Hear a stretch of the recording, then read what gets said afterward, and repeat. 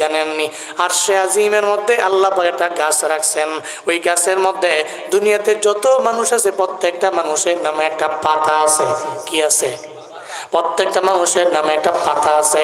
ওই গাছের পাতার মধ্যে বান্দার পূর্ণ নাম লেখা আছে। শুধু পূর্ণ নাম না, ওই পাতার মধ্যে লেখা আছে পূর্ণ ঠিকানা। শুধু তাই না, ওই পাতার মধ্যে লেখা আছে বান্দা বাঁচবে কয় বছর, বান্দা রিজিক ওই জায়গার মধ্যে লেখা আছে। আল্লাহ পাক রব্বুল আলামিন কলমের মাধ্যমে এই পাতার মধ্যে লিখলো। আমার আল্লাহ পাক কলমের আদেশ দিয়ে দিল, নুন মা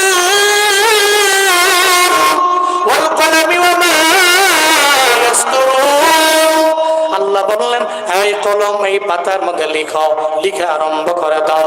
পাতার মধ্যে লিখো আমার বান্দার পূর্ণ নাম, এই পাতার মধ্যে লিখো আমার বান্দার পূর্ণ ঠিকানা।